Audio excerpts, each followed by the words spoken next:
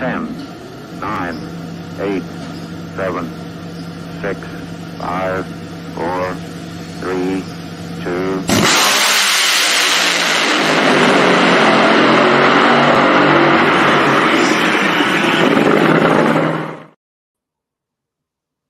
Welcome, everyone. Competition Plus Power Hour live once again here on Tuesday nights. I am Lee Craft, Monday Morning Racer, and the guy next to me over there, Slammin' Sam. We're ready, along with you, to talk drag racing, and a lot of it's coming up, Sam. A lot of it is coming up. Cheer, cheer, cheer. We're back again. We're live. Lee's already said it, but I am excited, Lee. We are bringing back drag racing, and of course, we are bringing back the most entertaining class in drag racing live to you guys. But first of all, we got to do some housekeeping. If you are watching, like, comment, subscribe. What are you looking forward to this weekend when drag racing hits the track? Horsepower, nitro, pro stock. We got a little bit of it all. What are you looking forward to? What's that class that's entertaining? What's going to excite you for this weekend of racing? And not just, I think obviously we're alluding heavily to Epping, but we have drag racing all across the country with several different series. I'm going to be at Nitro Chaos there in Eddyville, Iowa for Nitro Chaos 2.0, and there will be another one this year in Mocan. Definitely looking forward to that. It's going to be a great all-nitro event. Anything that runs nitro, it can run as long as it's running 80% nitro and up. Doesn't matter if it's top fuel, fuel ultras, funny car, door slam, whatever. It's just got to be running 80% plus in the tank, and it can run. We've got Northeast Outlaw Pro Mod Association. They're running. We've got Midwest Drag Racing Series. They are running. Yep. NHRA up in Epping. And Norwalk, one of the few touring professional series that actually did give some representation on Memorial Day weekend for drag racing there at Summit Racing Equipment Motorsports Park, Norwalk, Ohio. Yeah, Lee, and I want to bring up something that you just mentioned there, because on your show this past week that passed here, you talked about, should drag racing be on TV? Should we have drag racing during the Memorial Day holiday and to celebrate and everything? And that was one of the things I really thought that was a cool flavor and a cool twist that you put on your show. But the people that are in the comments, what do you think about that? Should we be a part of the whole motorsports craze? Like, you got to, obviously take in the Indy 500 and the tradition that has. Would it be cool to see drag racing do something in this sense for this, during this holiday weekend that we have? Everyone's off, and, that gives you an extra chance to be at the racetrack. But kind of, like I said, want to ask that question to you, and then in the comment section and everything, what do you guys think? Should drag racing be a part of our long weekend? So, Sam, it was fascinating. I put that out there on my show on Thursday nights between the slicks, talking about, and I wasn't proposing we should, and I wasn't proposing we should not. Just, hey, what do you all think? We don't have any representation of the NHRA Camping World Drag Racing Series on Memorial Day, where F1 does, IndyCar does with its biggest race, period, and frankly, the biggest race that there is in the world. I mean, 350,000 people attended the Indy 500. It was crazy. Then you've got the Coca-Cola 600 with NASCAR. So I put a poll out after my show. I put a poll out on YouTube, and I put a poll out on Twitter. And the poll on Twitter and the poll on YouTube, they came out completely different. The one Would you imagine that is more fan-centric, if you will, more fan-based. Those are the people that are being polled, and it outweighed yes to the no's. But Twitter is a bit more industry-based people that are following. And the people that are following their industry-based, it was actually completely opposite, and it was more no's than yes. So it seems like there are some in the fan base that would like to see it, But it seems like those in the industry were like, no, we got Labor Day. And one of the reasons that was brought up is due to, well, where are all the teams located? Indy. Yeah. And you're taking people away from a great event and a great moment in motorsports that a lot of people attended that are associated in drag racing. I attended myself. Krista Baldwin was there. I bumped into Amanda Busick. She was there attending. And you had other drag racing types there enjoying the Indy 500. Now, that doesn't say that that's not to say, and we can ask Bobby about this in a few moments, but there is precedence, you could say, for NHRA drag racing having a Memorial Day race, or not necessarily Memorial Day, or at least the weekend, but the Cajun Nationals at one time, and then also the races out in Topeka, Kansas. So it has happened, but I definitely think if we do ever have it again, it cannot be on Sunday. It's got to be like Friday night, Saturday night, or on Monday itself, and I think it also has to be a special event. And maybe it's not every Memorial Day weekend as well. Maybe it rotates, but I think a house divided to some extent of fan-based and the industry.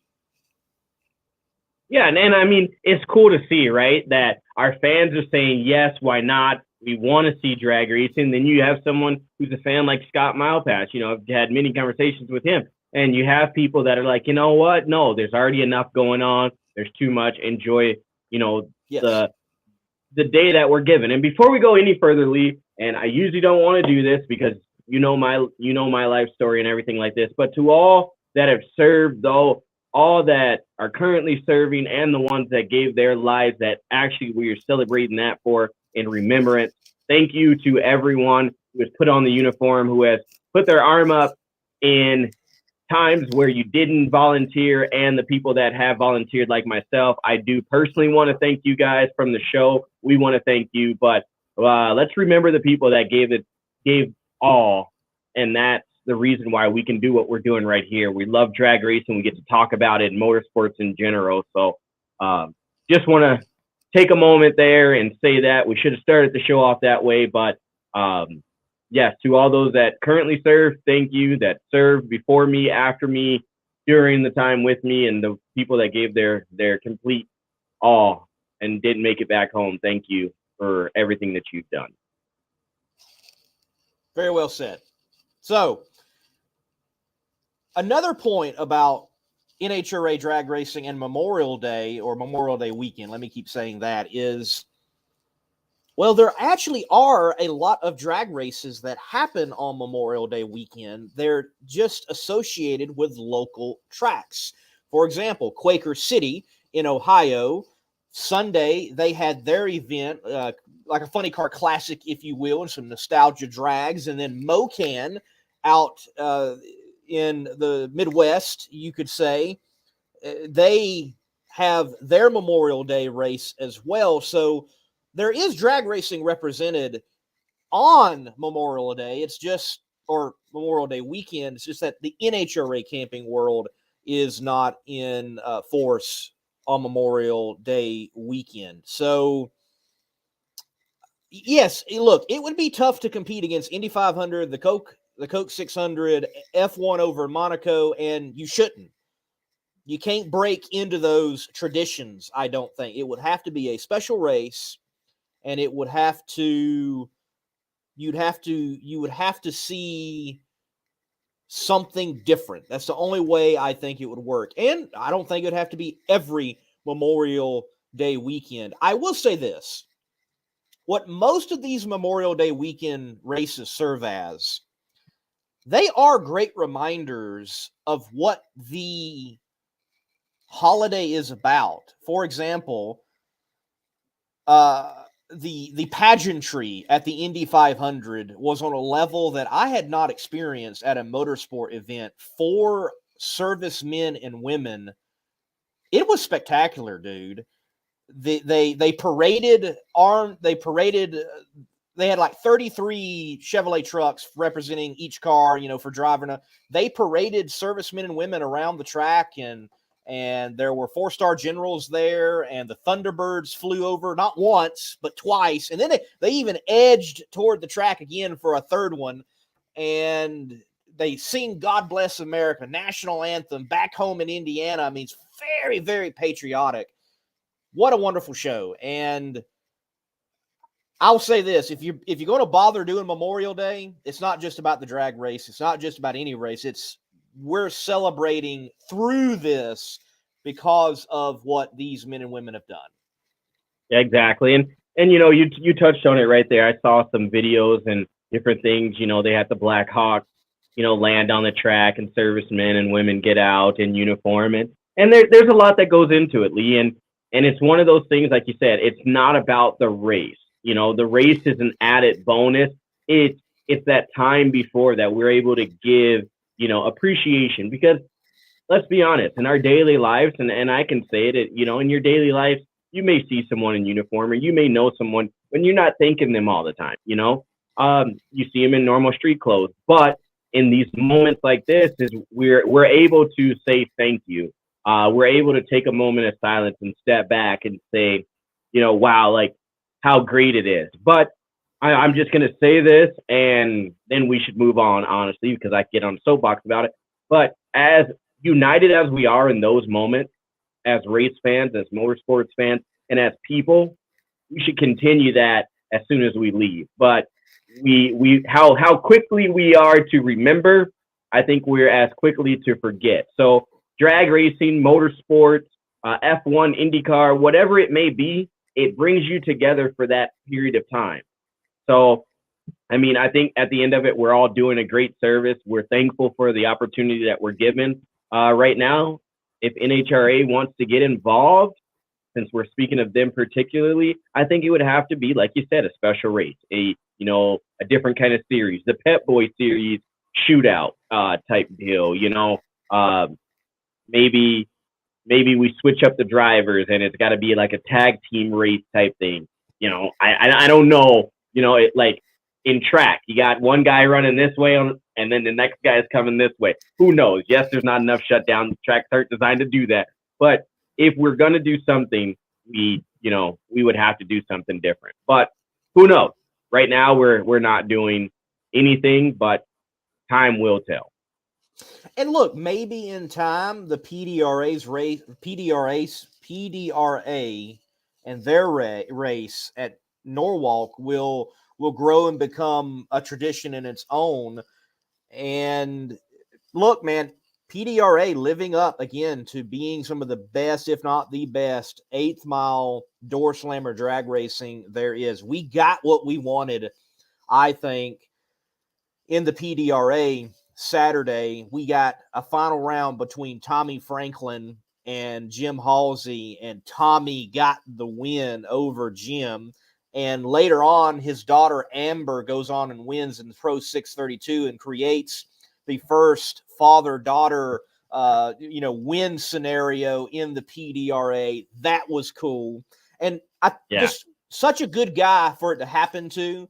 I opened up an interview that will be on my channel later within the race footage of Pro Nitrous with Tommy Franklin. I'm like, hey, look, it's the parking lot attendant from Virginia Motorsports Park. Oh, no, he's the owner. But that's what even though he's the owner, he was out there directing traffic and directing in the parking lots. And there he is going out and winning over the defending champion. And his daughter wins. And then Pro Boost has been dominated by King Todd Tutterow. But Johnny Camp over them all wins, even with a hard-charging Melanie Salemi, who has had the best performing car, though she hasn't picked up the wins. It's insane what they have got side piece doing down the track. And then, JR Carr, this time last year, it was like, dude, what are you doing? Just get out of the way of your own self. But this year, he has got whatever he needed together,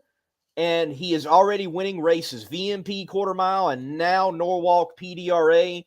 And we are going to have a fight, I think, definitely between Powers, Placino, and Carr, and then whoever else can jump up, because you can't count out Elijah Morton and you can't count out Mr. Rice. Showed some great performance at PDRA.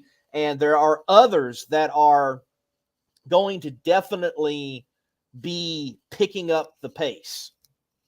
For sure. And Pat, yes, Melanie is going to be a force for a long time, but they had a rough year last year until they found whatever they did find before the Snowbirds. Yeah, I was going to say that. If you look at some of these drivers, and we, had the opportunity to talk with Brittany about this, she had great performances, but still struggled last year, Brittany Force, when we talked with her. And you had just mentioned what JR was doing at the beginning of the season. It seems like a lot of these drivers that had some problems, whatever this offseason brought was a little change, a little mix up. And now we're starting to see the people that, kind of went through their lows are now bringing it back up. And we've mentioned it before with different drivers on here, riding the highs and lows of drag racing. And I mean, you can be in that low for, a year and then come back out of it. So it's all that mental game and that preparation. And I think we're starting to see that even with some of these drivers that have had a rough go at it last year, maybe found some issues. Now they're starting to come back and put on a show. And at the end of the day, that's what it's all about. Definitely. Hey, speaking of the show, tonight we have Bobby Bode on later. He makes his first ever appearance on the Competition Plus Power Hour, and Larry Dixon stops by. Always good to talk drag racing with him. We're going to take a break right now. All this brought to you by Weldon Pumps, and we're going to bring our insider on, the boss man, Bobby Bennett, right after this word from Weldon Pumps.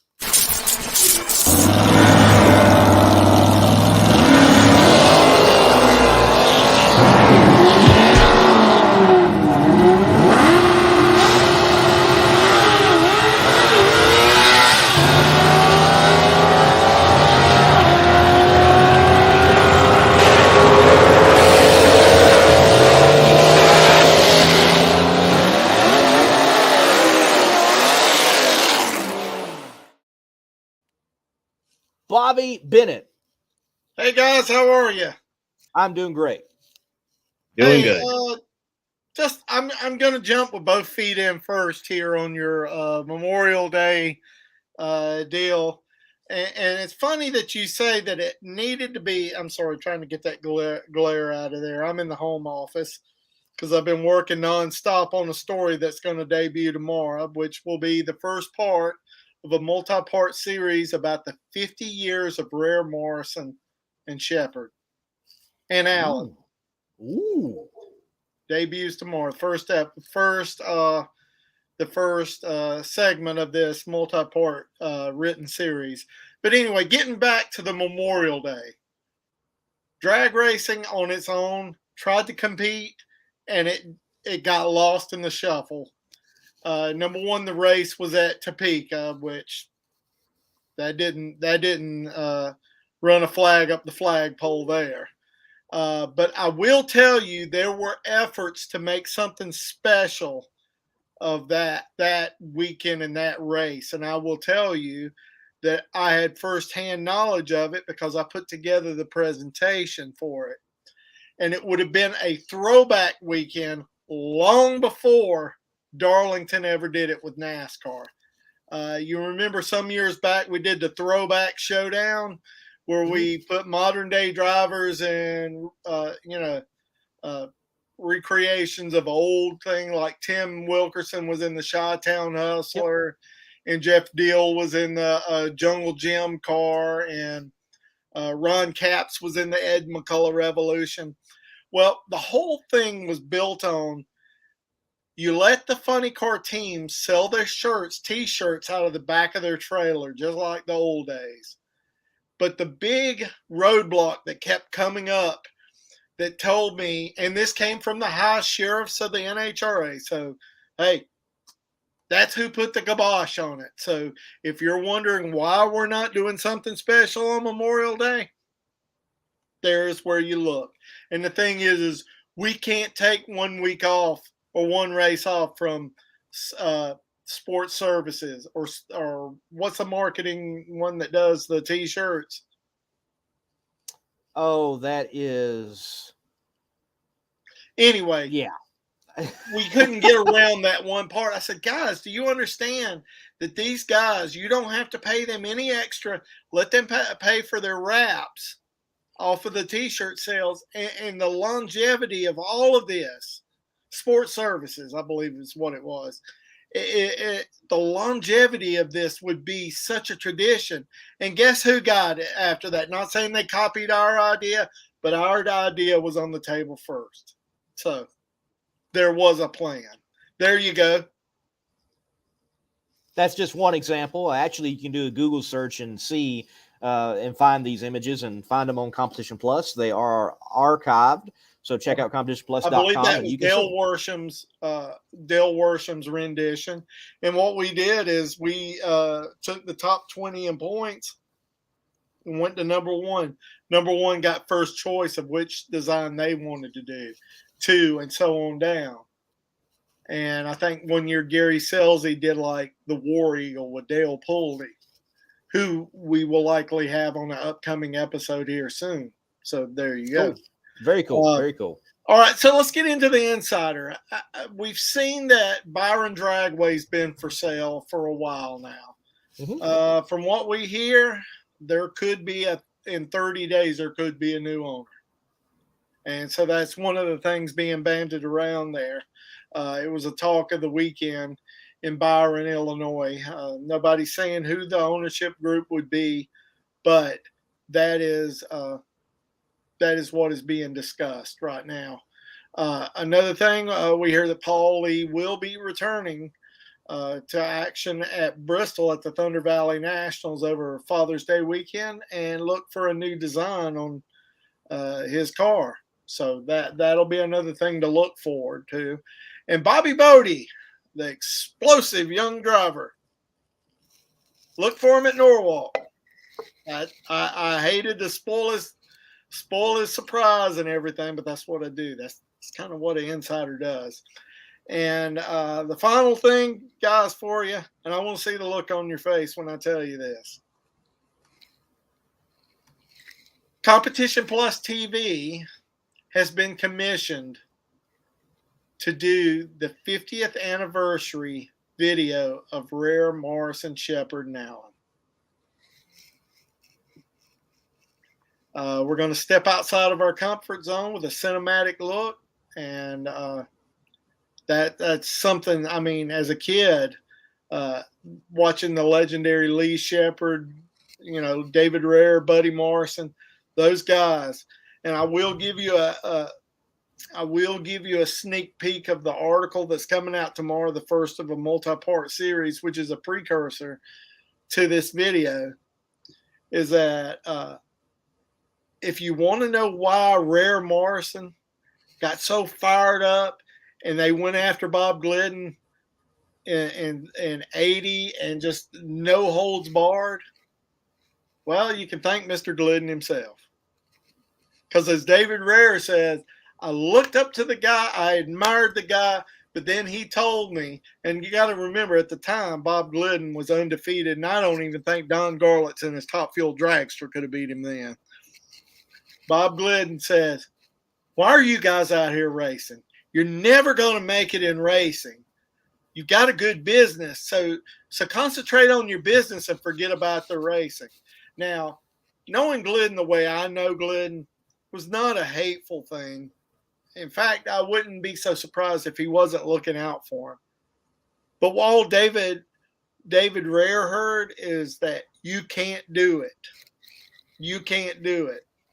So Glidden basically created his own assassins by saying, you can't do it. And as David Rare says, he didn't say, you might not be able to do it. He said, you can't do it. And when you tell somebody like David Rare you can't do something, now I know you guys aren't old enough to know what recess was and out in the yard at the schoolhouse, but that was the equivalent of I double dog dare you. And if somebody told you I double dog dare you back in my day, by God, I might not have won, but you wasn't going to win either. Because I was going to come at you with all the stank I could put on you. Well, that's definitely going to be a article and a cinematic look that we all can look forward to. I love every time I stumble upon a Rare and Morrison engine in a, for example, like Pro Nitrous car. It's oftentimes where you can find them, even in the PDRA. I'm like, ooh, Rare and Morrison. So cool you're running Rare and Morrison in this day and time. Look, it's cool that people are running Pat stuff. It's cool PAR engines and Gene and all these other power plants, but there's just something about seeing Rare and Morrison on a valve cover. I tell you what, to me, growing up as a 13-year-old kid in Spartanburg, South Carolina, watching the syndicated broadcast of the 1980 Gator Nationals, that you guys were like negative 15 years old or something like that, and watching Lee Shepard beat Bob Glidden in a race that went down to an 851 versus an 851. And to hear what sounded like a 50-pound flywheel, whoom, whoom, when those cars left the line, that Plymouth Arrow, that Chevrolet Camaro, it was second to none, and you knew that this was gonna be something good. Well, we're looking forward to the goodness that's going to come out from Competition Plus for sure on all of that. Bobby, anything else for us? Guys, look, if you haven't seen our Houston Raceway Park last race video, you really need to check it out. It's just a cinematic, just an incredible video from Les Mayhew. If you haven't subscribed to Competition Plus TV on YouTube, you should. It's a free subscription, and you get to watch some of the baddest old drag racing videos. I mean, like this week we had Cajun Nationals weekend, and I'm telling you. Plus, Memorial Day weekend has never been the same since Moose left state capitol. Guy named Moose. It's always a party at state capitol in Baton Rouge. Yes, they have a party culture there. They do. Yeah. One day there's always a party going on there. One day we'll have the storytellers with Steve Earwood about the herbal essence car jumper, and well, he was lit up pretty good. So, well, it was only at a moose track. So, anyway, guys, thank you so much. I enjoyed my time with you. Thank you, Bobby. Thank you. Get your CompetitionPlus.com apparel today. Whether it's our nitro-burning funny car design or the vibrant door slammer design, we have the swag to show you are always in the know. Get yourself a hat too. And we know not everyone enjoys wearing a mask, but if you must wear one, at least wear a good-looking one. Check out the new CompetitionPlusApparel.com for the latest from the place where you have trusted for your news on the internet for over 2 decades. All right, folks, we are going to be shifting gears here in just a moment. We've got Bobby Bode back there in the green room, as we call it. Don't know how that got started with all of this, but that's what people say. So we got him back there.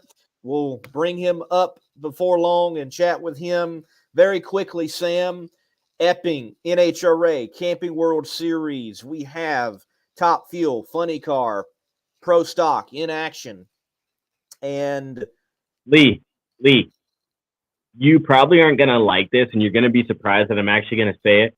I'm going to say this weekend, best, and I'm going to do it one more time, best class is going to be Funny Car. Funny Car is going to have the best class this weekend. All right. And you know, I don't disagree with you. At Epping, the funny car action is usually stellar because of the upsets. It seems like there's always upsets, and who you think should win doesn't win. And I think we're going to experience that once again, because if it's hot Friday, that first session in Epping is almost always junk. gonna sound like this. I mean, I'm no sound expert, but like you said, if it's hot, you might as well just run an old pair of legs and just call it a day. I mean, they have got a lot of figuring out to do. If they go in there and it's hot, it is going to certainly be challenging for those guys. But you know what our luck is, Lee? We'll say that it's going to be hot and it's going to be horrible first round, and they'll be hot and they'll nail it. I mean, as our luck is right now, they'll go in, first round will be hot, and they'll be like, just because those two guys said that, we're going to burn the tires and we're not going to do good, they're all going to do good first round. We're going to see. Well, we got some folks in the chat saying that the forecast looks like it's going to be rain Friday and then low 70s for Saturday and Sunday. So it looks like they're going to have some good weather possibly. Now, remember, it's the Northeast, folks, and weather can change on a dime, and you can get all the seasons in one day.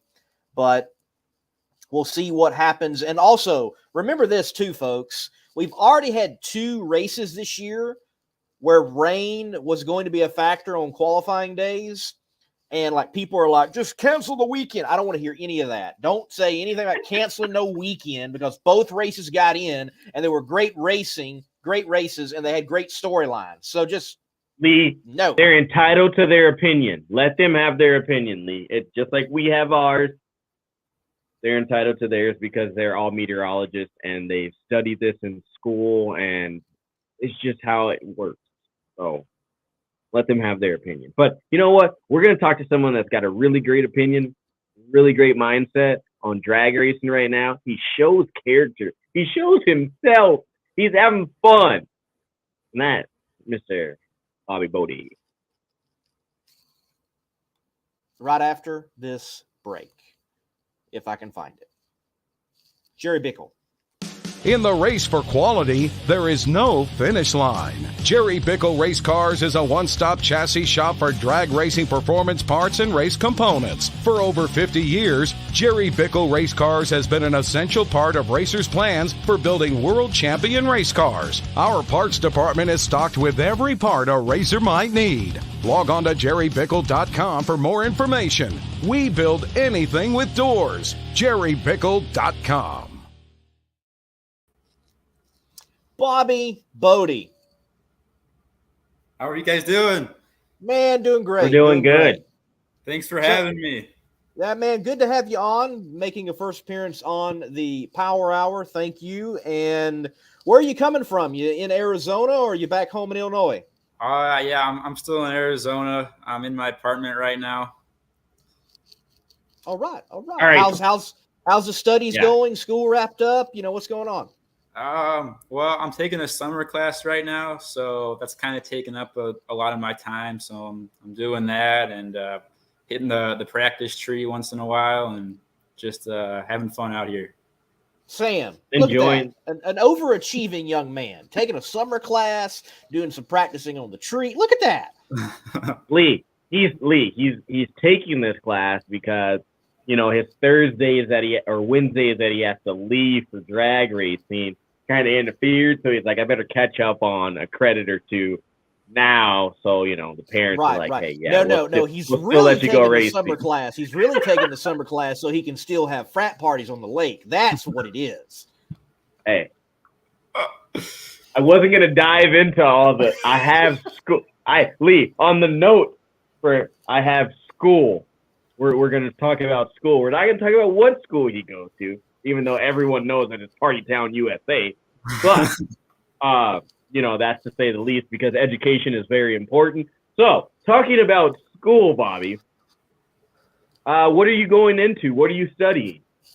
I just finished my sophomore year here at ASU, and I'm majoring in entrepreneurship here. So is that? Oh, go ahead, Lee. Sam. Go ahead. Oh, I was gonna say. So is entrepreneuring like a cover up for underwater basket weaving and frat parties and Lake Havasu trips and everything? Like I'm totally playing with you. Yeah, I mean, entrepreneurship, it's not as hard as some of my buddies that are in engineering. Those guys are always doing homework and stuff. At least with entrepreneurship, I can get away from the school side of it for a little bit sometimes. Very cool, man. Well, look, let's talk about it. I haven't seen you on any shows since Houston, and I think the only visual interview I have seen is the one that I did with you after Houston. A lot of other written interviews, though. Very briefly, let's go over that day and the kablooey in the final round. So, what was that day like? Because it was not just an easy, I got a few good easy wins. No, y'all had to perform. You did perform. There was even a thrash leading up to the final round. Yeah, the day started out like any other day. We qualified 11th and had Alexis DeJoria first round, and we were just doing our normal thing. And leading into that day, we had a pretty good car. We had ran a 401 in Q4, and I shut it off early, so there was more in it. So we knew we had a decent chance on Sunday. And then first round ran a 395, which was, I think, the third quickest of the round, which is really good for us. So we would have beaten a lot of cars out there. And then the parts all look good. So then we left the same tune-up in there, and then we had Cruz Pedregon second round, and we just outran them, which was pretty cool. That was probably my favorite race of that whole day, just because Cruz is one of the best out there, and just to beat him like that's pretty cool. And then still didn't hurt any parts.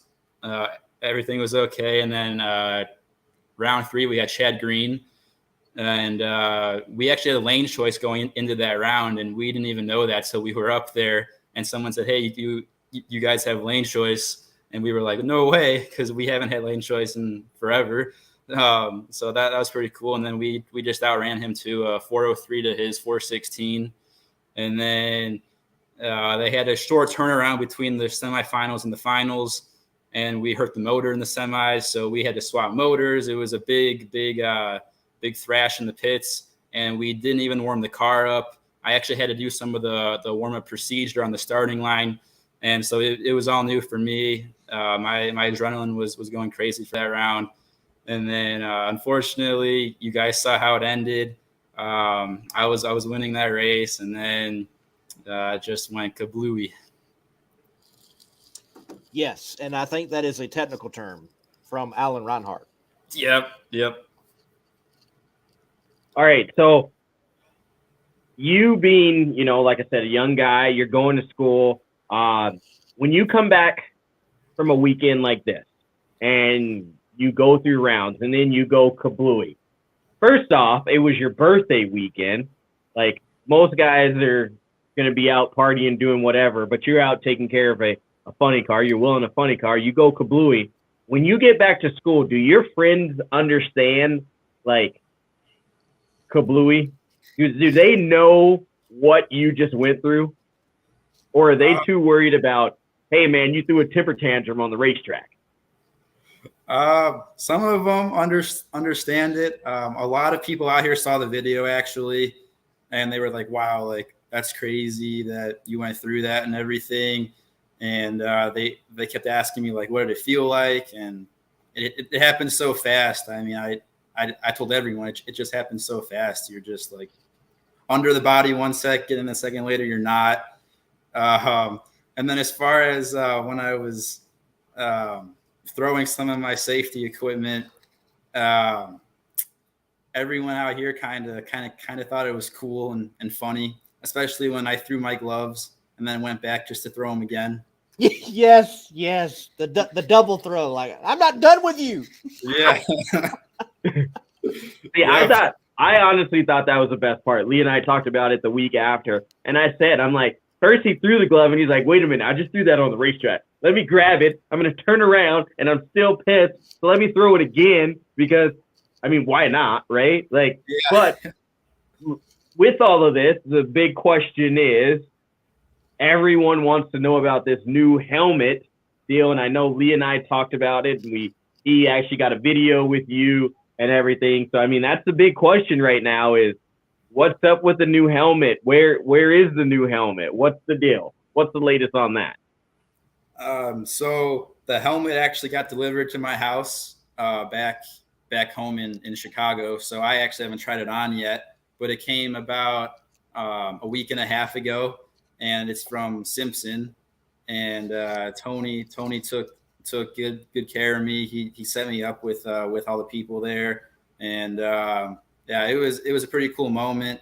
And then when I came back from that explosion, after the final, Tony was standing there in my pit area, waiting to talk to me actually, and it was just a pretty surreal moment. And then he said, "I want to buy you a new helmet," and it all just kind of went from there. And so yeah, I got the helmet. It's a black carbon fiber one. It's not like the white one I was wearing. This one is probably the nicest helmet I've ever had racing. So I can't thank Tony enough for that. And you mentioned nicest helmet because y'all are not a mega team by no means. You're a family operation. You know, your dad he owns and he has driven and he's won races, and your mom is definitely involved, and you got a tight knit group there. So your anger was not just that you lost the race, but like you put it caused a big hurting on the whole program. Yeah, we actually had to skip the Virginia race. We were planning on going to that. And after the big explosion and we lost the body and a ton of other stuff, we decided just to take Virginia off, get everything back together. And we actually got another body from Tim Wilkerson. So yeah, we're heading to Norwalk is our next one, and we'll have everything back together by then.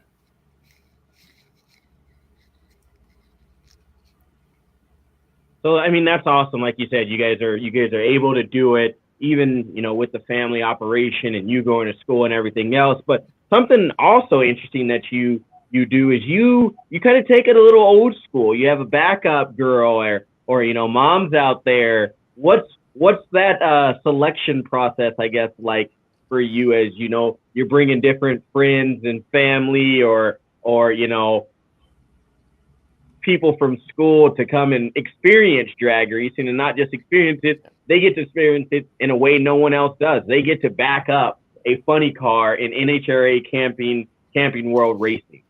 Sam, you know what? Bobby needs to talk to Tony and get Leah to back him up one time. That's what needs to happen. Wow. Yeah, you're making him blush. Yeah, that would be cool. But yeah, I've had a couple different people back me up over the past year, and most of them are longtime friends from either like junior drag racing or friends from out here. It's just kind of whoever is at each race. I don't really have any favorites or anything, or try not to pick favorites. They all do a great job. Yeah, that's all I gotta say for that. Keeping it real modest for us, Lee. I mean, you know, you can see the smile, the blushing. I think he's got a list, a calendar, tryouts, but you know, we won't dig that. He probably does. If y'all want to know the real reason, go watch my episode on Between the Slicks, maybe about 4 months back with Bobby when he was on my show, and you get the real scoop. Okay.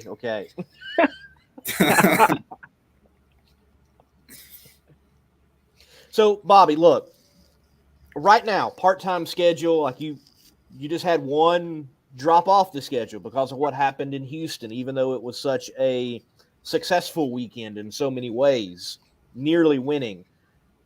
With you now driving, you call a few tuning shots, and I'm sure you're looking at numbers more than you ever did when you were just in a junior dragster.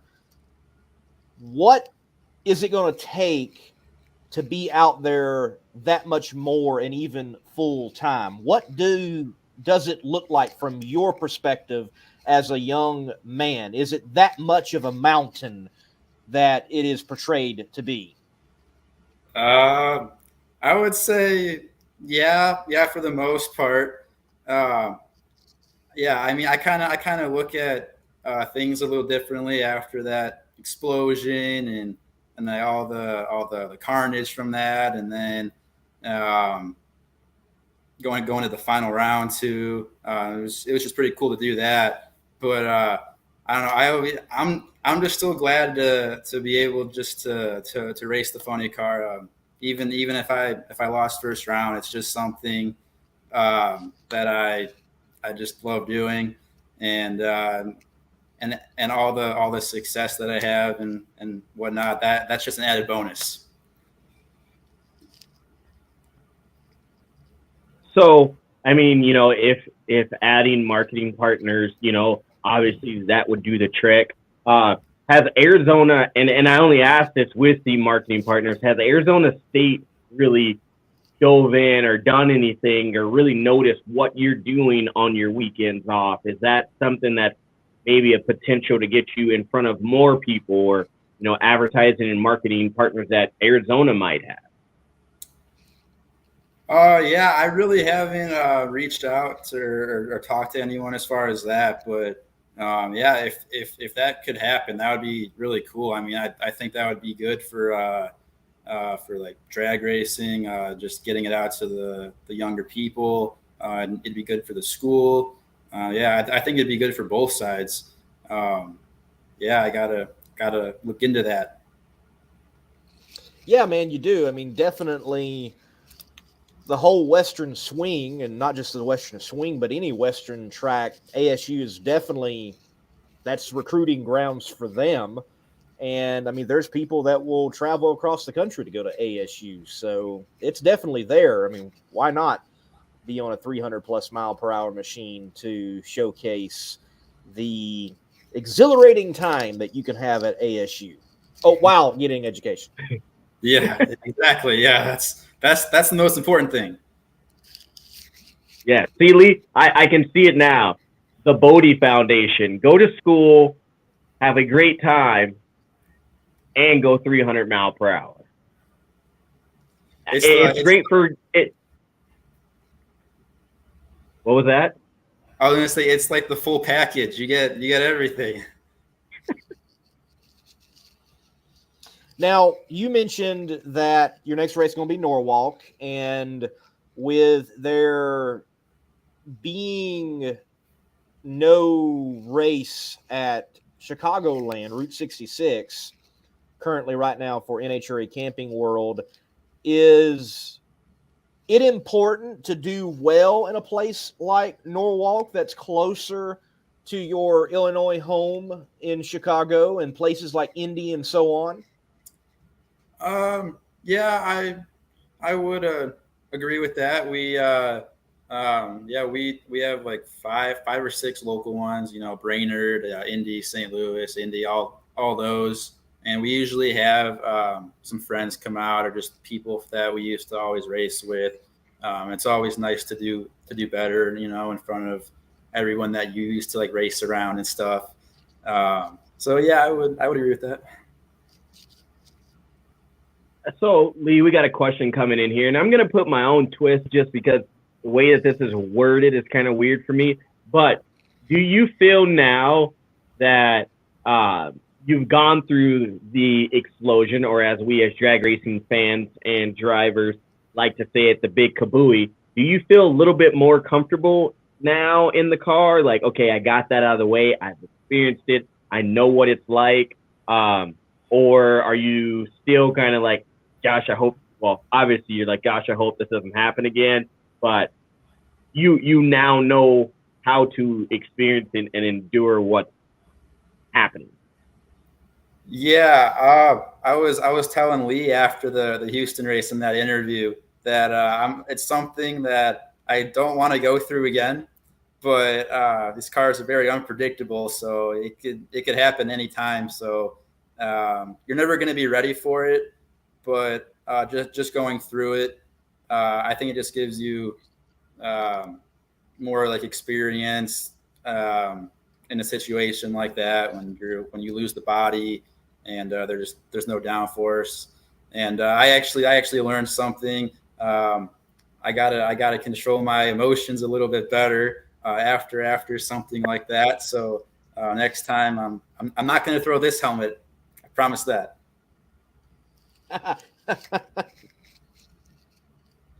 As long as you. Oh no, you're not getting away with that. Everybody take a drink. Great, everybody that's watching. Mm-hmm. Bobby, Yep. you don't drink because we know what college kids drink nowadays, and yeah, we want you to make it, but you don't have to throw the helmet. That's fine. But the gloves, I like it. I like it a lot. Like, Yeah, throw the gloves. as long as you throw it, pick it back up, throw it, maybe give it a little kick. But you said control your control your emotions right there, and I kind of want to, I guess, close on this, or for me, but showing that raw emotion in that moment. You're 21 years old, correct? No, 20. Oh, okay, just turned 20. See, I'm trying to help you out there, being an ASU student, if there's any security guards watching. But you're 20 years old, controlling your emotions. Looking back 11 years in my life, there's no way I would have been able to control myself any less than what you did. Was that a way of showing that, one, like you said, like Lee said, your family is invested in this as a small family-run operation. You care about what you're doing. You're committed. You love it. You're upset because this was your race to win. You were in the final on your birthday weekend. So controlling yourself, I mean, it doesn't really get much better than a couple of throws of a glove. So, I mean, and, we have someone like Larry Dixon who's, in the waiting room right now. I mean, I would honestly, even if we ask him, I think you controlled yourself very well in this situation. Because had it would have been me, who knows? Yeah. Well, like I said before, we had to change the motor going into that round, and we barely made it, and we did all that work, and then just to go out there and then just blow it up again. I just had like a lot of thoughts running through my head when I got out, and then when I threw the one glove, it just kind of kept escalating, and then I threw the other glove, and then you saw the rest. Well, speaking of the emotions, for the most part, I saw a lot of positivity. Hey, we saw someone that is passionate. We saw someone that is invested, and it was raw. But obviously, there was some negative reaction out there. I'm curious, did anyone directly confront you with any negativity? Because oftentimes the negativity is never actually aimed at the person that they're being negative about or towards and in the situation. So did anything ever reach you directly? No. I saw some of the negative comments on like YouTube and Facebook and all that. But no like direct like messages or like in-person things or anything like that. And I don't let all the like negative social media stuff bother me, because no one in those like, or no one that's writing those comments is in that same situation as me. So until they are, I'm just gonna keep doing my own thing. Yep. Right. Good. And to all of you out there with the negativity and nothing went directly, you bunch of punks. Yeah, there's always gonna be haters. Haters gonna hate. There you go. Exactly. Yep. See, Lee, I like how he subtly said that. He's like, none of those people really were in my shoes. Like, mic drop. Just like I said, had it been me at 20 years old, yeah, I'd probably still be out there kicking and screaming. They'd be like, "Hey, Sam, it's been a couple weeks. Like, you got to stop."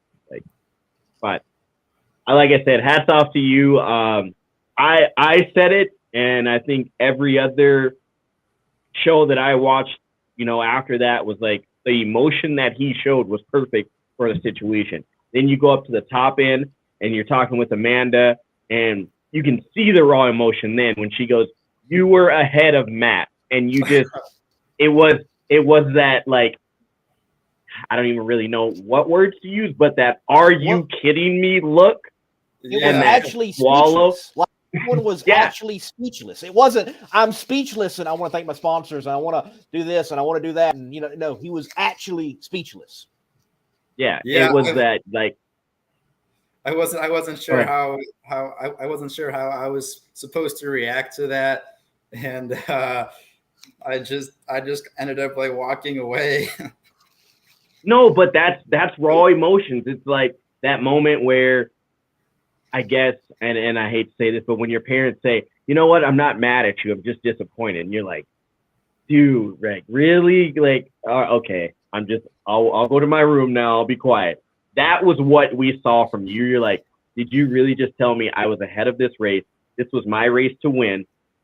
You're like, "Okay, I get it. Like, okay, I'm done here. Like, I need to just walk away before I say something." So I honestly, like I said, 20 years old, man, hats off to you for like having a mild freak out after a big incident, and then composing yourself through that and knowing, you know what, hey, it's just best for me not to say something, and me showing that I can compose myself and not say something because I'm honestly speechless. That dramatic situation just showed so much for you as how much you care, how much you're invested into the sport, and honestly, let the haters hate. There you go. There you go. Well, Bobby, look, man, it has been great to have you on the Competition Plus Power Hour. Folks can be looking forward to you being back out on the track there at Summit Equipment Motorsports Park, Norwalk, Ohio, for that particular national event coming up. And we wish you all the success possible, and put something else on that helmet other than just Bob. Okay. Thanks for having me again. This stuff's always fun. And I got some ideas for the helmet. It's kind of going to be a surprise. So cool deal. Take care, man. Yeah. Thanks for having me. Yep, have a good one. Yeah, it's good to have young ones like Bobby Bode there in the class, and a family that's been doing it for so long. And I do hope, though, that Bob, his dad, hadn't been completely moved out of the seat. I want to see Bob back behind the wheel, too, eventually. Oh, for sure. I mean, Lee, like I said, we can go on and on about that family and what they're doing. Like I said, their tradition that they have, and being able to see like a little bit of his dad in him, a little bit of who he was. But I just think it's great to have this tradition that's keep going. Like, that's what we need more of in drag racing. Like, I can't wait to see the younger John Forces, the Force clan, come up into racing. And what's that going to be like? Who's going to be more like their grandpa? I mean, there's just so much. There's so many pieces to the pie. There's so many cookie crumbles that we're just waiting for and we're piecing in. And what Bobby Bode is doing is, like you said, he's got the full experience. He's going to school. That is first and foremost. He picked obviously a career or something to study in that he can do. And then he gets to live the best of both worlds. Go to ASU and drive 300 and some mile an hour. So, yeah, definitely pretty cool. And it's interesting to see a young man like him and the budding of a Nitro career. But the next guest we've got is a legend in the Nitro ranks in drag racing. And we'll take a break, a word from Holly. And right after the break, we're going to have Mr. Larry Dixon on and chat with him once again, and that is always enjoyable. This word from Holly. Classic car owners, make your headlights over twice as bright with Holly Retro Bright LED headlights. A plug-in replacement for those dim halogen seal beams, Retro Bright maintains that classic look and lasts 6 times longer. Stay safe and click the link below to learn more. And all hail the Hall of Famer, Larry Dixon. How we doing? Man, Larry, We're doing great. We're doing great. Hey, do people do you walk into places and they're like, hey, Hall of Famer, or hey, Holler, or Famer? I mean, do people do that now? I'm just curious. Yeah, no. No. Well, they should. No.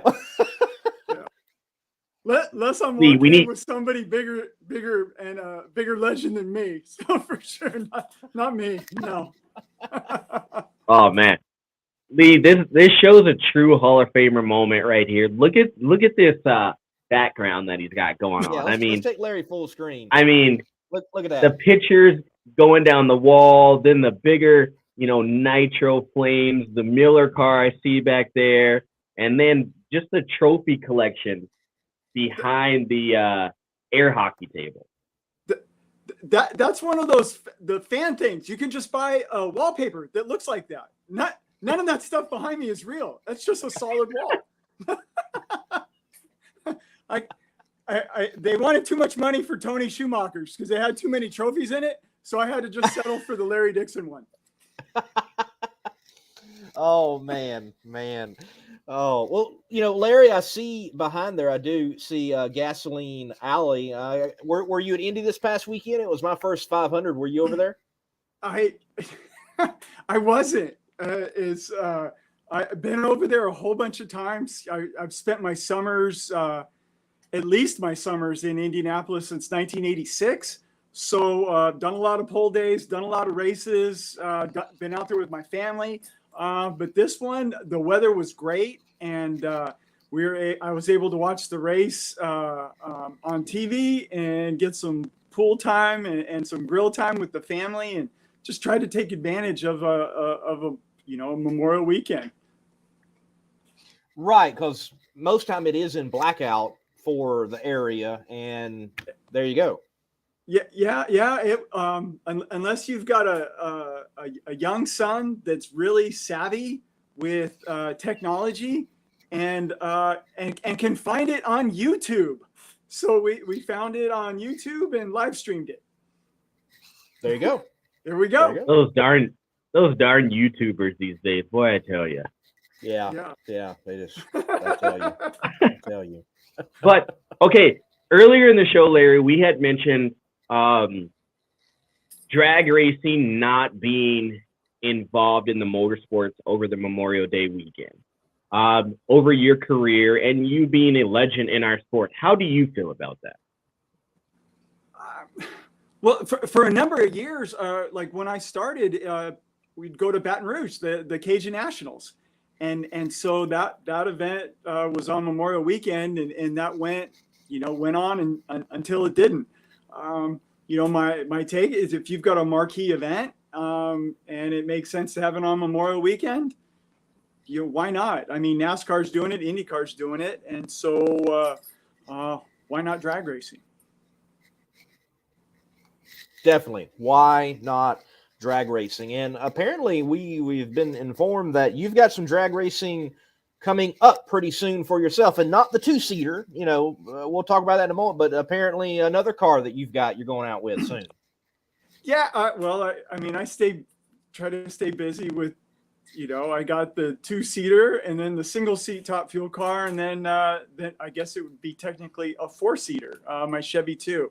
So the Midwest Drags, which is a hot rod, drag week type event, drag and drive, 4 days, 4 tracks, and I'm gonna go have some fun with my street car.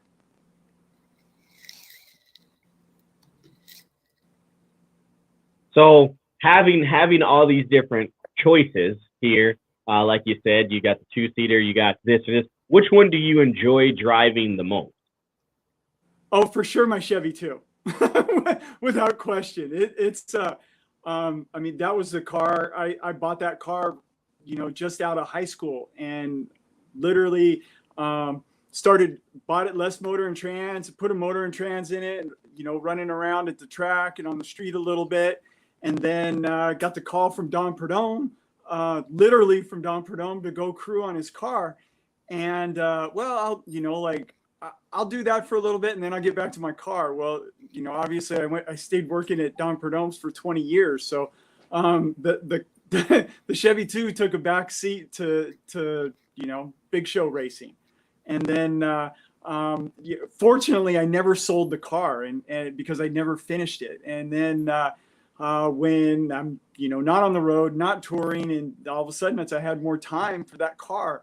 Going through cancer kind of changes your priorities a little bit. And so I wanted to get back to my car and got to do it. And I just absolutely love that car. I mean, there's a lot of other street cars that are a lot faster. I mean, the car, just broke into the nines last year with it. So it'll run 995, 135 mile an hour, but I can drive it anywhere. And it gets 22 miles a gallon on pump gas. And for me, I have a ball with it. And it's got, one of GM's right now, it's got the LT4 crate engines with their Connect and Cruise package.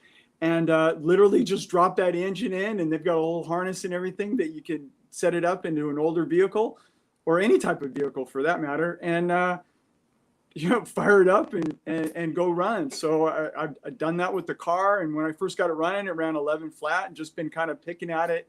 Broke into the 10s and then, mid 10s, then low 10s, and then finally got in the 9s with it. And that's really with that package. I'm happy with it. I'm not trying to make it go any quicker with that. I spent over the winter time, got with Mosier Engineering in Willwood, and finally took the 10 bolt out of it and put one of their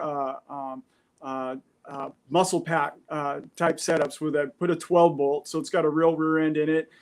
Disc brakes all the way around, and with Willwood and their dual master cylinder and such. So it stops like a new car, which I'm kind of, it's nice. And so I have so much fun with that, with the Chevy too. I mean, I obviously I like Top Fuel, and when I get the opportunities to drive, which isn't that much, I mean, I could be sitting on the starting line with the engine running, rolling up the stage, and just, man, I really like the Top Fuel car. And then obviously with the 2-seater, being able to give people rides, and be able to share, what the acceleration and the G-forces and going from 0 to 260 mile an hour in 3 seconds, give those people a taste of what the big show people do.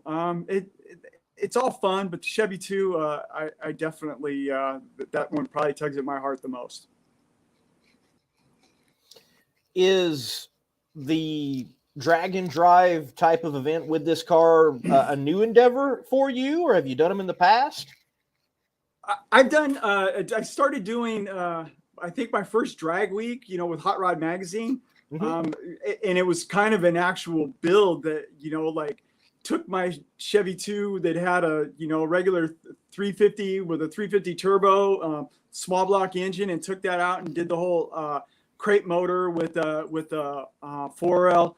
Started out with a 4L 85E and then went to a 75E trans, and did that for drag week in 2016. So did 2016, 2017, had some conflicts in 18 and 19, was, wanting to go again in 20, and then COVID, stopped, put the whole world on pause for a while, and now, kind of getting back into the swing of things. So just go out there. If the schedule makes sense, then we try and do it. So this one's pretty close. So you can, it's Edgewater, it's Morocco, Dragway 42, and then back to Edgewater. So, I mean, those literally, I can drive all of those, from my house.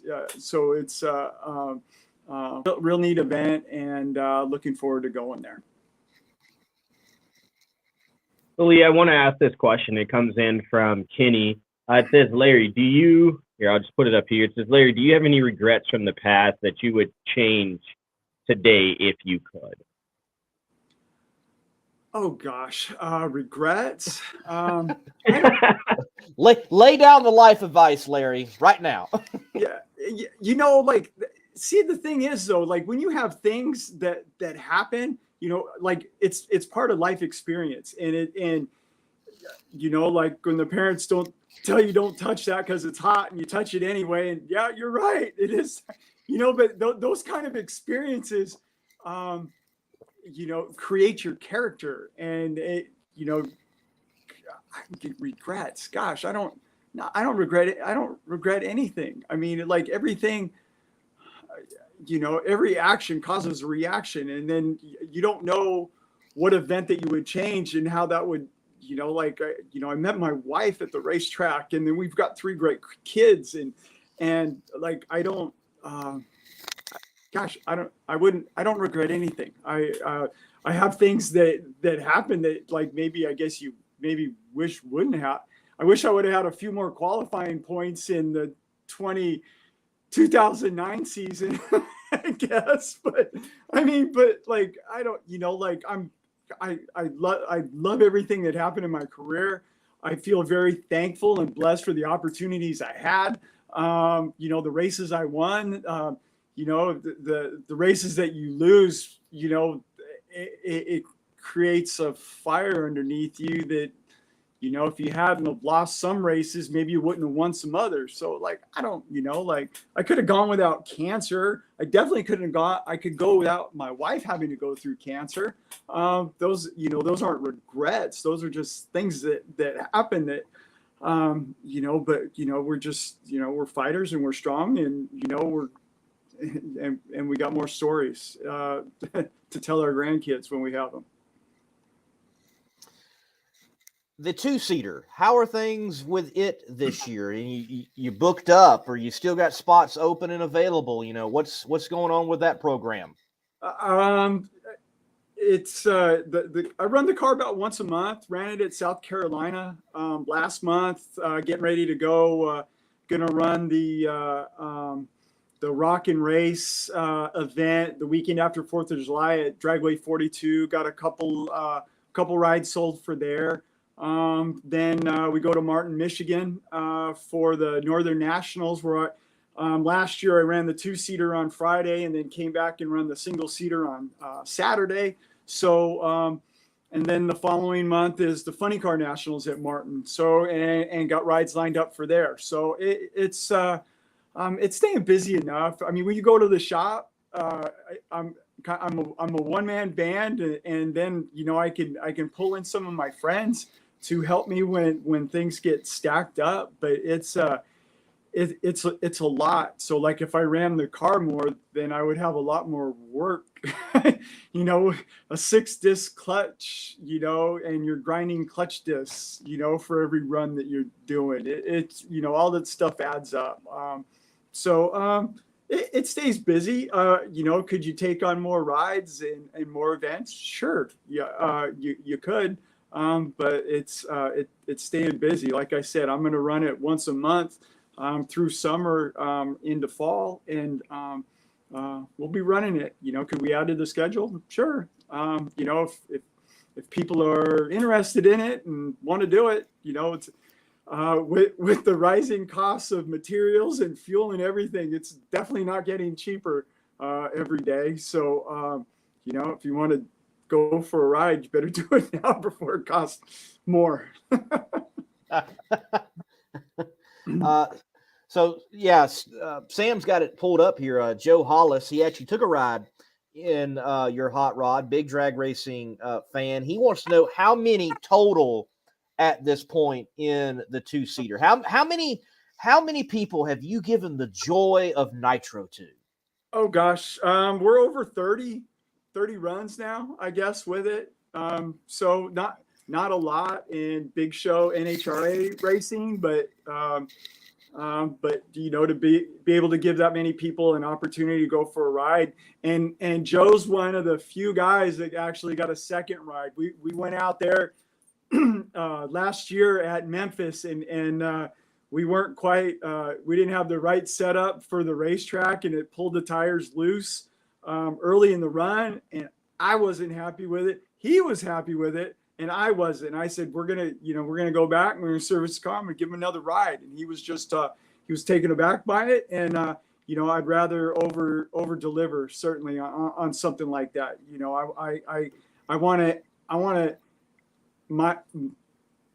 I believe I have high standards, and if I can meet my standards, hopefully that everybody else feels the same way with it. So, we got the car back up there, and we got him a 3-second time slip, and and he got a couple rides in the 2-seater. Sam, now that's customer service right there. That's taking it to a whole new level there, Lee. But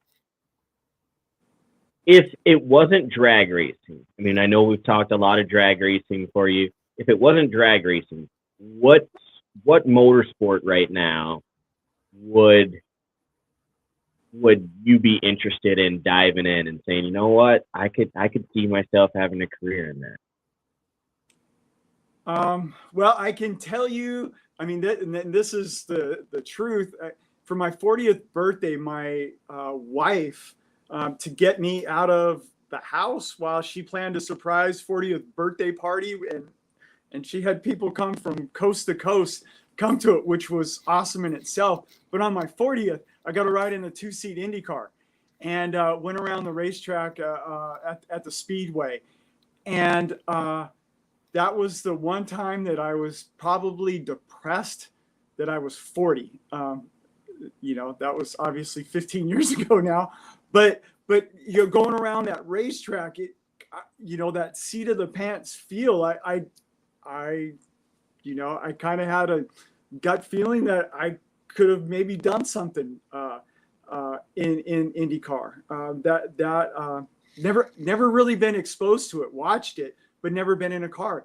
And to go around that racetrack like that, I had a ball. It was really neat. And so maybe. I love everything that's going on in motorsports. I mean, you see, drag racing. Obviously, NHRA's, the standard, I think. But you see what's happening with the No Prep Kings and the PDRA and the Funny Car Chaos drag racing. A lot of people showing up for these events. A lot of entrants. A lot of people competitors in those. You see NASCAR, they bring out their new car, and it's creating a lot of excitement with the teams. It's brought the cost to run during the season, brought the cost of doing it for less money. So that in turn, hopefully gets more sponsors involved because it's not as big a ticket item. You see, obviously the Indy 500, the IndyCar, that's a marquee event. It's probably the biggest one it has to be the biggest event. It's certainly the biggest attended event in the States. And then Formula One, they're having, I can't believe, I mean, when there was years where you didn't have any Formula One events in the United States, and the next year you're going to have 3 events, and they're being well received, and the popularity and seeing what's happening with Miami and Vegas and down in Austin. I think it's great, and they have that reality show, which I think is brought a lot of personalities in, which I think is very important. I think that's why Street Outlaws has better ratings than Monday Night Football, because it's like you actually get to talk to the drivers and the people, and you can tie in with these people, and you're not cut into a 20-second soundbite, and you have to try and gauge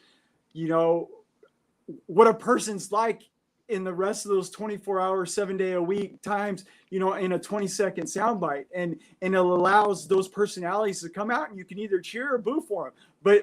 But that creates the interest in the different teams and the different drivers. So I think that's good as well too. I think motorsports is in real good shape right now, myself. Speaking of personalities and motorsports, you have a friend in the motorsports world, in drag racing, that has caused a stir amongst the pro stock motorcycle ranks in Steve Johnson. I'm curious, Larry, do you ever call Steve? I can name that tune in one note.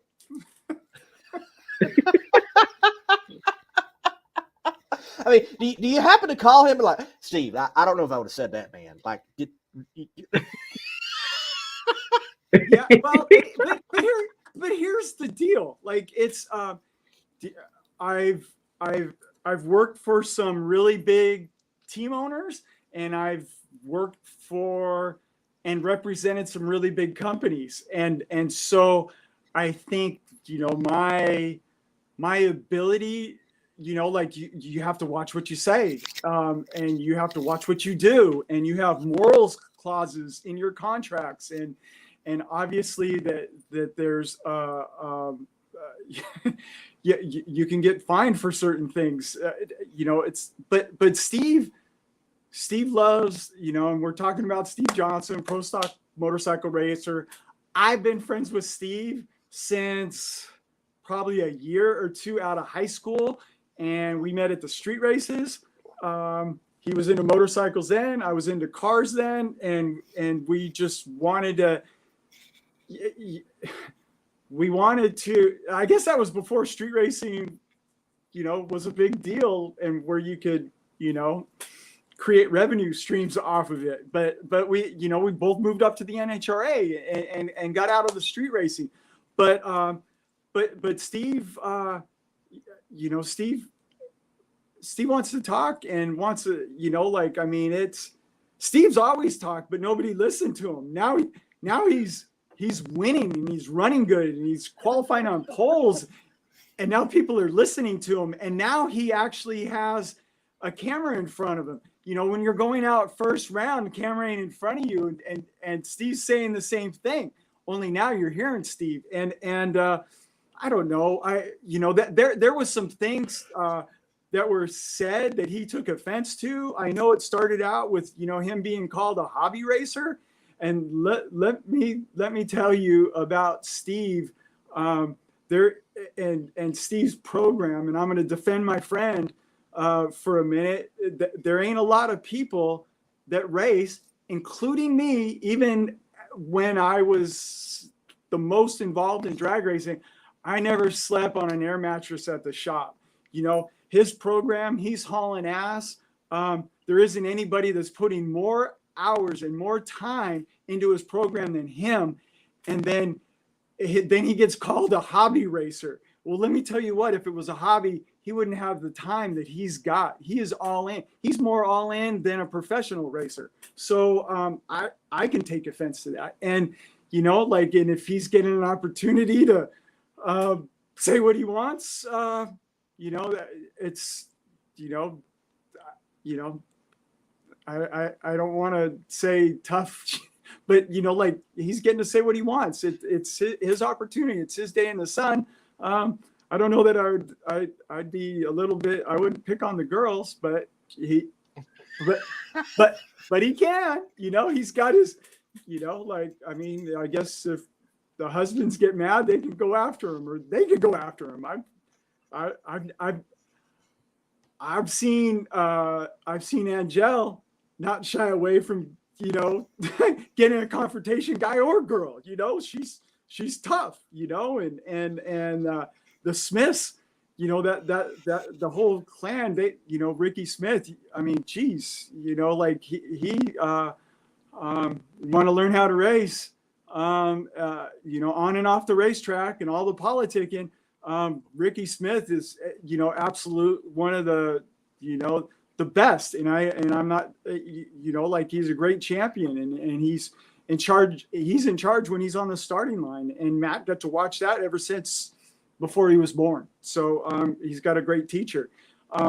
Steve doesn't have, he doesn't have Vance and Hines in his corner. He doesn't have Ricky Smith in his corner. He's got Steve Johnson in his corner. That's it. And he's out there and he's running with these big, well-funded teams, you know, on a tag-along trailer and sleeping on an air mattress. So more power to him. I wish there was some company that would, throw him some money to let him like really race with not one hand tied behind his back, meaning the funding. I mean, he's doing it on Band-Aids and bubblegum, and he's kicking ass, and I'm proud of him. And then when Jock got hurt last year, I'm like, that's an opportunity for him to win a championship. I wanted that for him. So it was like, I went to the last couple races. He didn't make me sleep on an air mattress, thank God, but we went to the races and gave it our best shot. And it didn't work out the way I wanted it to, but I still think it's a learning experience that is still paying off dividends this year. Again, when you talk about regrets, there's no regrets if you're learning from it and it makes him a stronger person and a better team. I think he'll do better this year, and it's kind of showing right now. That's awesome. Like hearing, the backstory of you guys and hearing someone in the drag racing industry step up for their friend and say, hey, what a great guy he is, and the different, ups and downs of drag racing pretty much that you went through with there. And that was one of my questions too, is like with this whole drama banter that's going back in the pro stock motorcycle rank, was there any of that you felt, that could have been brought to life during your time, of racing that maybe would have, was it, like you said before, it was kind of sponsorship deals, you can't say this, you can't say that, but was there those rivalries that may have come to light if there was a similar situation? Maybe if I was street racing or something, I don't know. It's tough. It's, the thing about me is that, I crewed for a long period of time, and I went to the races when before I did that with my family, my mom and dad in a station wagon and a pull along trailer with your top fuel car. And my family did it as a hobby. And then I go to work on a pit crew, and then worked at Larry Minor and Frank Bradley, and then, Don Perdome, and I'm crewing on his funny car.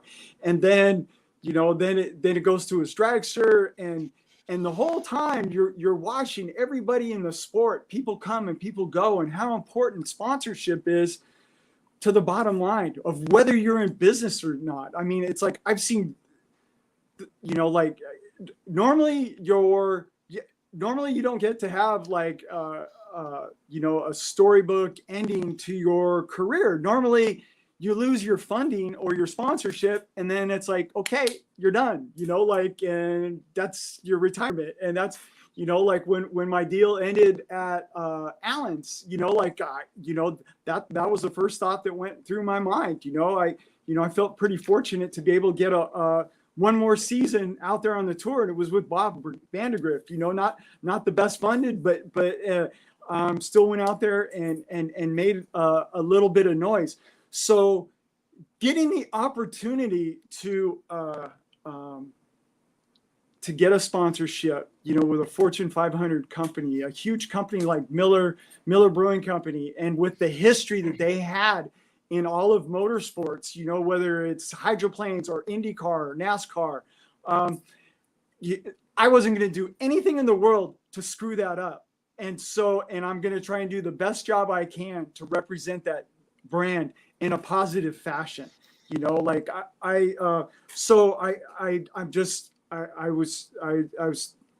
don't know, too conscious of it to want to do anything on my own to make that go away. No, I really didn't think about that.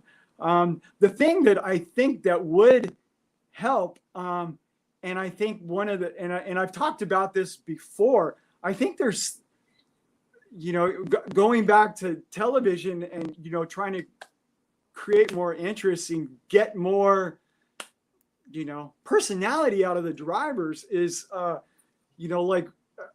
think the finish line is, I still think the finish line is the wrong place to do an interview with the driver unless you've won. When it won, it's, of course, you're going to thank, everybody in the engine shop and the body shop and, all your sponsors and all that stuff then. But the rounds before that, it's like, I would want to hear, what's the driver think before the round? It really seemed like Steve Evans, you know, like, and I grew up on Steve Evans. He would always ask the right question to get the answer he wanted out of you. And I loved that. And he could help create that, you know, if there's a rivalry, or if you wanted to find out, you wanted to get a little bit more than just thanking your sponsors, he'd be able to get it out of you. And I enjoy that. And I think that there should be more of that. But I think not at the finish line. Let me tell you what, like after you beat Kenny Bernstein, like first round, third round, I'm just thankful I did it. You know, like I'm not thinking about the guy in the next round at that point in time. I'm just thankful to get that done. But if you ask me back in the pits after we had a chance to, like, you know, download the run on the computer, see where you're at, see who's got lane choice, what do you got to do to be able to beat that next guy or girl for that matter? I think that would help create more interest in the next round, and you know how you did or didn't do.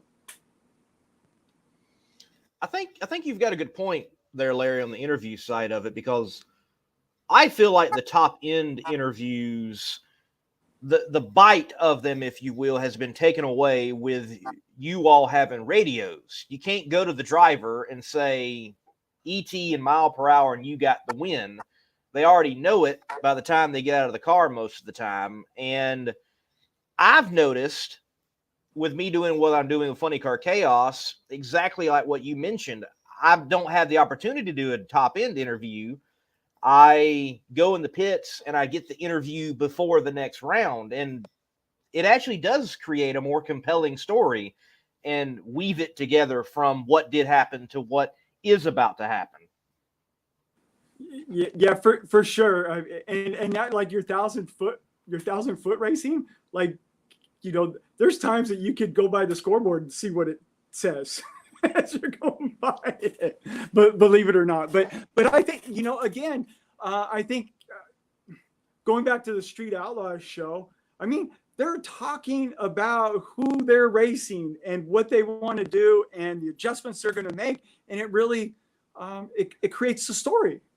And so then you want to see what happens, what goes on with it, as opposed to, like, it seems like we're, you know, almost backward. And this is my opinion. This isn't gospel. It's just, you know, like wanting to hear more out of, you know, Bobby Bode. Like, you're racing the whole powerhouse Tony Stewart team. How the hell's your little team going to beat those guys, you know, like, and hear about it, you know, and then you could interview them afterwards, and then you could start connecting the dots to it. Right. But those, I think, you know, it could help create more of a following, you know, for teams. And that ultimately is going to help the sport if more people are tuning in, because you can know more of what's going on, as opposed to, you know, the only personality the car has is what shows up on the scoreboard. But let me tell you what,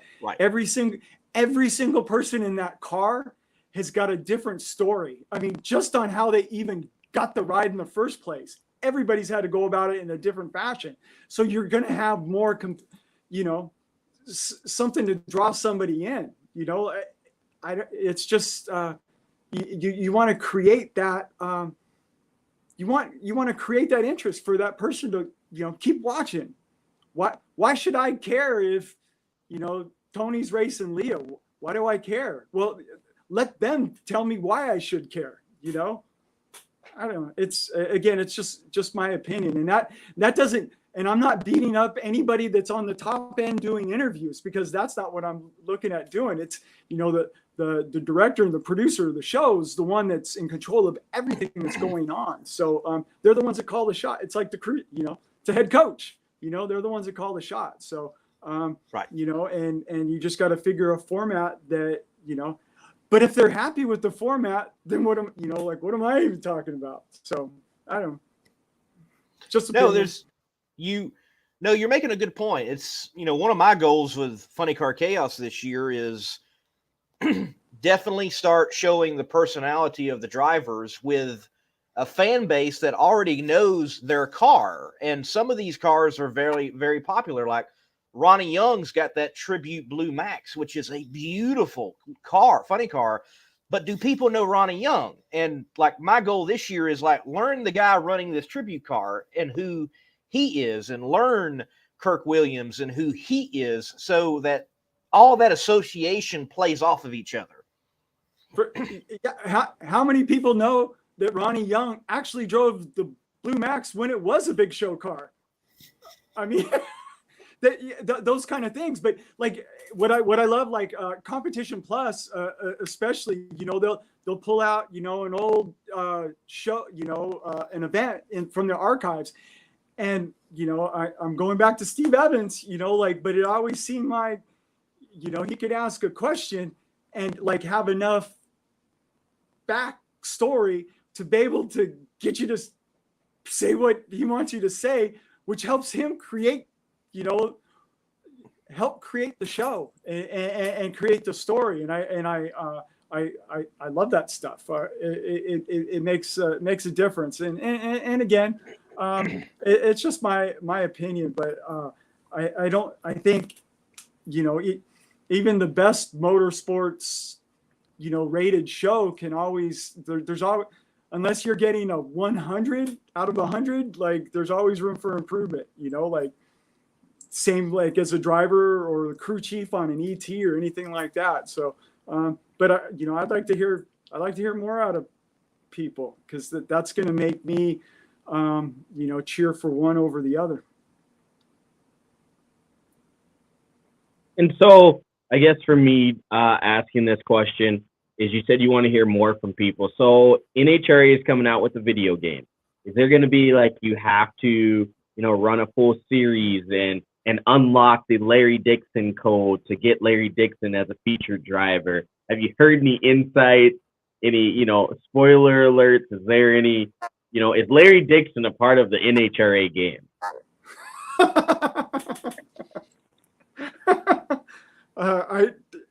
Nobody's contacted me about that. I don't think that's, but here's the deal. Like, I mean, I was laughing just because of the whole Larry Dixon NHRA thing, but it's going to be about people that are actually on the tour, or it should be about the people that are on the tour, not like, an old timers series. I mean, gosh, when you were talking to Bobby Bode, I was thinking about, I shared the winner circle with his dad in 2010 Brainerd, and he went through everybody and won, and that was like, for me, one of the coolest winner circles. But Bobby was 8, like he just started racing juniors. So like, how many young guys and girls out there even know or care about Larry Dixon? And I go through that a little bit with because I'm a driving instructor with Doug Herbert's brakes program, and so when I'm in the car teaching with the teens, 10 years ago they were 6, so they don't really know who Larry Dixon is, but the parents do. So like I connect better with the parents than I do the teens. So to no fault of their own. So when you ask me about being in an NHRA game, it should be being targeted to a younger audience. I haven't been out on the tour I haven't won a race in over 10 years. So I doubt that I would be a part of it. Aside from all the 2-seater stuff that has gone on since then. Okay. Maybe you never know. There might be an unlockable portion in a game. You never know. Larry. You never know. You never know. So, last question I've got for you, Larry. Then we'll let you go. Enjoy the rest of your evening. Thank you for your time once again. Always insightful. So, speaking of chaos, there's this nitro chaos thing we're doing, and anything 80% burning nitro and up, like a top field dragster, can come compete. What's it going to take to get old Larry to come out to a nitro chaos at Eddyville or Mocan or anywhere else we might hold it, or build a funny car? I mean, just say it, Larry. I think it's a great series. I love it. What's keeping me from doing it? Probably the same thing that's keeping me from doing anything else. It's the bottom dollar. It's still expensive to run a car And if you're going to go out there, you want to do it right. It's like, I don't want to be on Band-Aids and bubblegum doing it. I love the series. I love everything about it. I think it's, I love the format that, you know, you've got the A main and the B main and sometimes C main, you know, like where you've got that, you know, everybody's having an opportunity to participate.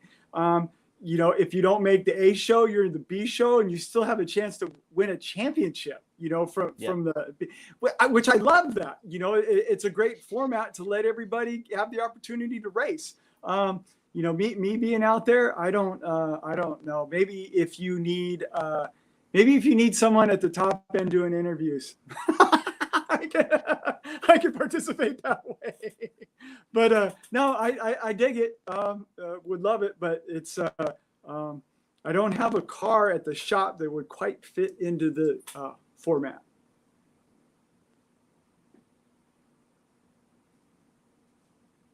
Well, Larry, look, thank you, man, for your time, and man, I hope eventually to run across you at some track and the 2-seater is running. I want to see you giving that dose of nitro to someone in person sometime. So I hope that works out soon. I do too. Lee, how about our connection, like in the video and everything? Is it coming across all good on your guys' end? Yeah, it's been good. Yeah.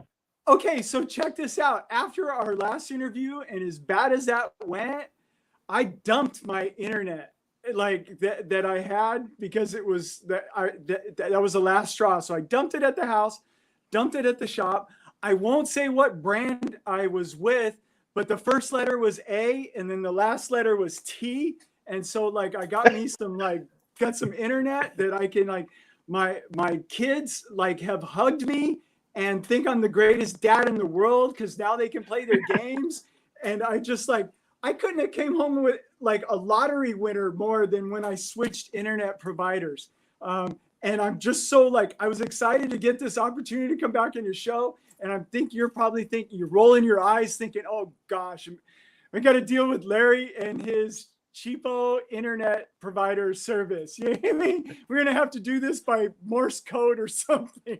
But yeah, I got to the modern times. I'm in the 21st century now. I get to see you guys. You guys get to see me. It's yeah. Well, welcome to the 21st century, Larry Dixon. So, yes. No, this one went for not giving up on me. This one went much smoother, and it definitely has been enjoyable because the first time it was okay. We got through it. But then the second time, we had to go full phone call with Sam and do audio only. It was oh yeah. Something else. It was Can you hear me now? I'm so sorry about that. But again, do I have any regrets? Yeah, that I didn't switch my internet service before your last show.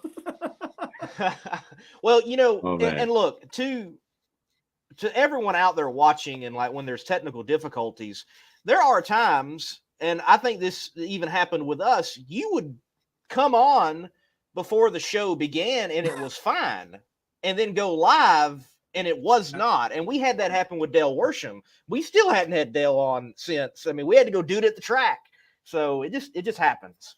My youngest son told me that a small town in Zimbabwe had better internet service than we did at our house. And I think that's right. But now we got game. At least we can carry on a conversation now. Wow. That is the line of the night right there. Yes, that is. Larry, look, thank you, man. We appreciate it. Yeah, no, guys, appreciate you guys having me on the show. Let me, say my piece and talk a little bit about the 2-seater. Again, we'll have that car out there. Anybody want to, talk about 2-seaters? You can hit me up on Facebook, Larry Dixon Top Fuel Experience, or I'm in charge of all the internet stuff on Instagram and Twitter. So the social media stuff there, and that's at Dixon Top Fuel, which my handle's underneath me right here. So reach out, or if you just got a question that I didn't get to answer tonight, fire it my way, and I'd be happy to answer it for you. Cool, man. Thank you, sir. Thank you, guys. Awesome. Take care. Thank you. All right. That is great. hilarious. That is hilariously a little town Yes. in Zimbabwe has more internet than they did at the Dixon household. That was. And so yes, it was good to have a full-blown conversation, and it worked out well. And I tell you what, Larry's got some good ideas. He's been out there for a while, crewing, driving, owning, and he's got some good ideas. And people in the sport definitely need to listen and pay attention for sure. Well, we're getting down toward the end here, man. I'm in Madison, Wisconsin. I want to kind of go check the town out. I got some work to do. Fly the dub. Fly the dub. I got PDRA content to get out, Pro Nitrous, and Pro Boost and Extreme Pro Stock. Those elimination videos are going to be coming out with interviews. I'm one of the few YouTubers out there I go actually get interviews. It's not just straight runs. So you'll see that on my channel, and also a Indy vlog, my first ever an Indianapolis 500 video coming out on that, including Thunderbird flyover. It was so cool. Oh, there was also a Rogue.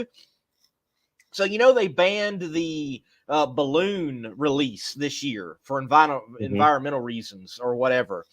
Well, on cue, somebody at some's house released a bunch of balloons. And I love America. I love America. Hey, rules are only meant to keep you in the guidelines, but you can step out. Okay, I'm just saying. I love it. I love America. That was America. That was America. Yeah, believe, man. Yeah, I mean, a lot of content you got there. You're in the beautiful state of Wisconsin, so you better get you some cheese curds, even though I don't do cheese, but I hear the squeakier they are, the better they are. So definitely indulge in some cheese curds. Enjoy Madison, man. I've been down there a couple of times. My little brother plays football at University of Wisconsin. So again, fly the dub. And just enjoy Madison, have fun, be safe, be smart. But man, we had another great show. We got to talk drag racing. Yes. I'm telling you right now, the class of this weekend that I'm going with, usually I go with my door slammer guys and girls, but I am going funny car this weekend. I'm going funny car over Pro Stock and over Top Fuel. I think there's going to be a great battle, and I think we're going to see an upset. If you really want to know who I think is going to be the upset, I'm going to say Alexis DeJoria is going to pull it out. He's been working on things. They're going to figure it out. So I am, here you guys go. I'm actually picking someone to win the race. I'm not picking the final round. I am going to say Alexis DeJoria comes out victorious this weekend. If you want to go to Pro Stock, I'm going to go, I shouldn't even say this out loud, but this one I'm going to give to Greg. I'm giving this one to Greg. I think at this point we need that to happen. We've seen it. Unfortunately, Erica's been on a break when she was really hot, but then again, you cannot not count on Red. And then you have Camry Caruso, who is still, I think, on fire, going to be our rookie of the year. I don't think there's, any question about that. So in that class, Pro Stock there, I think you're going to see a run, but I think it's going to come down to Greg Anderson getting a win. And with how crazy things are being, I'm going to call it. And this is going to be a bold prediction for me, but for the next two races in Top Fuel, you are going to see Dim Capco boys on Sunday making a run for it. And for the next two races, you're going to see them in the winner's circle. I'm calling it right now. I'm giving them two races. I'm giving Greg Anderson this one, and I'm giving Alexis DeJoria the win this weekend. Okay? That is it. I do not think the Capco pick there is a hot take whatsoever. I think they want to come back out swinging. They want to come back out firing all the six guns they got. And to remind, I think that they are still out there and they can definitely compete. Again, Steve is not having a bad year. He sits second in points. So I definitely think that they do want to come out and make a point, though. And, it's interesting you mentioned Alexis. Last year, it was Charlotte, then going to Epping, and so many people were having a tough time getting down the track. And Dale was one of the people I talked to about that tough session in Q1, and he said, well, we came from such a great track to a track that's not as great. Not to say that Epping's bad. Don't get me wrong. He wasn't saying that, but it wasn't at the level of a Z-Max. And he's like, we were all too greedy.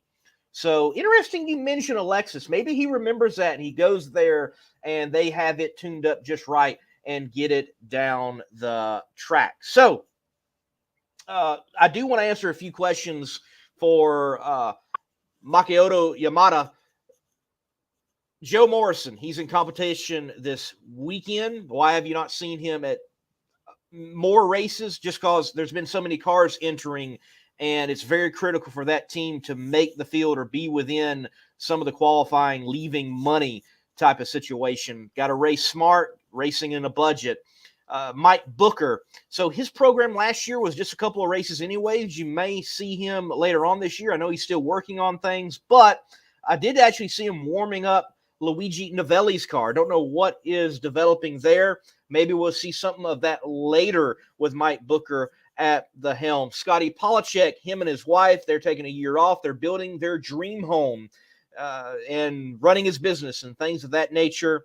And for the Western Swing, well, that's coming up very soon. You go to NHRA.com and you can see a full schedule there at NHRA.com.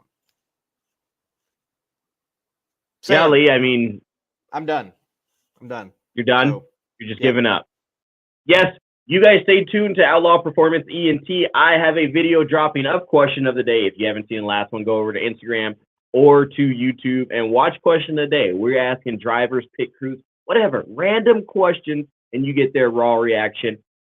Without further ado, guys, my name is Slammin' Sam. That was a Monday Morning Racer. Lee, you can check him out at Monday Morning Racer on everything for his handles. Outlaw Performance ENT, myself, to the boss man, Bobby Bennett, to you guys, the Competition Plus Power Hour fans, the people who keep this going. Thank you to Bobby Bode, the young and up-and-coming funny car driver that is showing raw emotion, and get free helmets when you do that. And then to Larry Dixon coming on and yakking it up with us here about everything drag racing, his friend, Steve Johnson, everything else, man. We appreciate you guys. We hope to see you guys at a track very, very soon. And if you see us, do not be afraid to come up. But it has been a great show. It's been a really good show. But you guys, like as always, keep the pedal to the metal, and God bless.